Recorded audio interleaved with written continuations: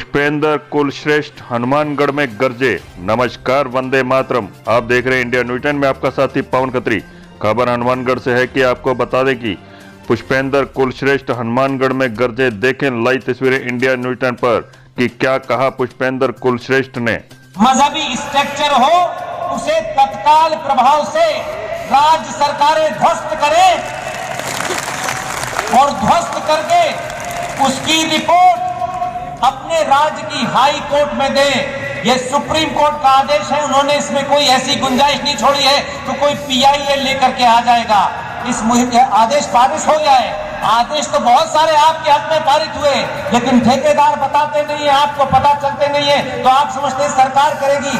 सरकार पे दबाव बनाना 95 करोड़ लोगों का है, पूरे देश में उसकी मुहिम चला रहे हैं। इसलिए क्योंकि जितने भी हमारे सोशल मीडिया के अकाउंट हैं उसमें फेसबुक अकाउंट है मेरा पुष्पेंद्र कुलश्रेष्ठ के नाम से वेरीफाइड है। मेरी आप सबसे विनती है कि सड़कों पे जाएं, एक्सप्रेस वे में जाएं, जहां भी स्टेशनों पे, बस स्टैंड पे जहां भी इल्लीगल मजहबी स्ट्रक्चर है उसको छुए ना।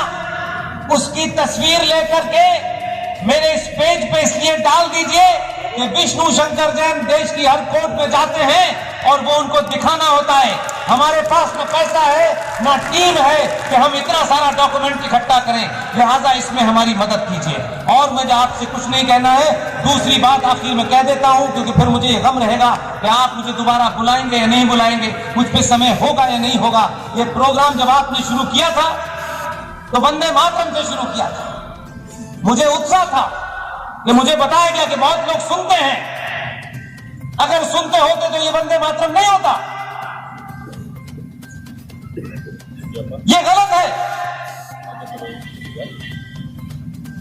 ये जो वंदे मातरम गाया जाता है, 1937 में देश के मुसलमान लीडरों को इस बात पे ऑब्जेक्शन था कि वंदे मातरम के अंदर देवी देवताओं का जिक्र आता है और वो वंदे मातरम नहीं गाना चाहते क्योंकि उससे उनकी आस्था का, उनके ईमान का सवाल खड़ा हो जाता है।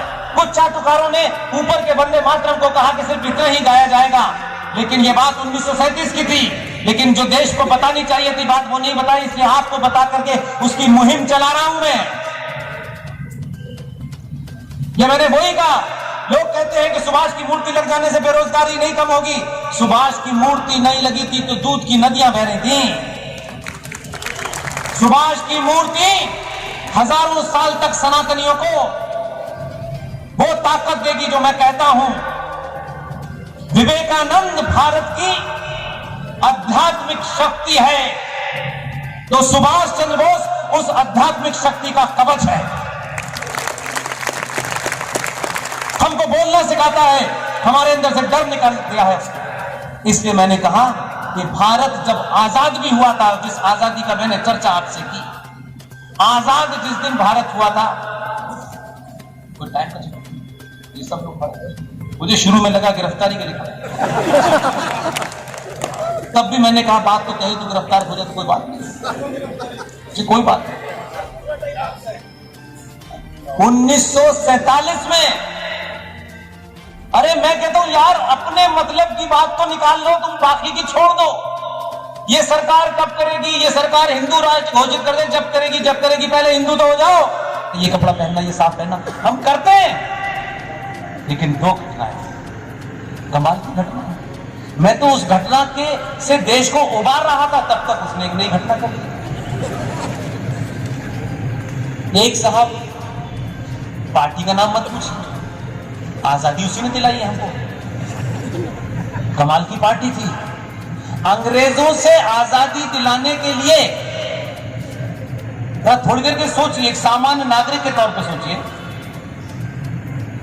अंग्रेजों ने हमें गुलाम बनाया, अंग्रेजों ने हमें गोली चलाई, अंग्रेजों ने हमें लूटा, और उसी अंग्रेजों में से एक अंग्रेज को लगा ये हिंदुस्तानी बड़े बेचारे से लोग हैं, इन्हें आजाद करने के लिए कुछ करते हैं। तो 1885 में उत्तर प्रदेश में इटावा के कलेक्टर ने जो इंग्लैंड की खुफिया विभाग में काम करता था, उस कलेक्टर ने एक क्लब बनाया। उस क्लब का नाम था, जो लाइक माइंडेड हिंदुस्तानी हैं, जो अंग्रेजी बोलते हैं, जो शाम को 7 बजे के बाद में रंगीन पानी भी पी लेते हैं, उनका एक क्लब बनाया। उस क्लब का नाम था इंडियन नेशनल कांग्रेस।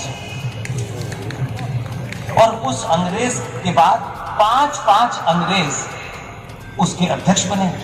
ऐसा दुनिया में कहीं सुना है आपने? उन्होंने आपको आजादी दिलाई। इसलिए ये मैं नहीं कह रहा, ये साइंस कहती है। मनुष्य की एवरेज उम्र होती है। हमारे यहां भी एक उम्र के बाद लोग कहते हैं ये सठिया गया है। हमारे यहां बहुत लोग सठिया गए आजकल, कुछ भी बकरा। ऐसे ही संगठनों की भी एक उम्र होती है कि नहीं होती है? 1985 में जो इंडियन नेशनल कांग्रेस बनी, उसने आखिरी चुनाव 1985 में जीता है, उसके बाद से गायब। ध्यान रखिएगा, इससे पहले वो गायब होती, एक दूसरा संगठन खड़ा हो गया। ये प्रक्रिया चलता है। इसलिए अब आपसे सिर्फ ये बात कह के मैं अपनी बात को विश्राम देना चाहता हूं कि आप सब लोग, मेरी शक्ल अच्छी न लगे कोई दुख नहीं, मुझसे कोई शिकायत हो, मैं उन लोगों में से हूं कि मैं ये नहीं कहता कि आपका सवाल लिख के भेज दीजिए, पोस्ट कार्ड 2000 साल बाद आएगा।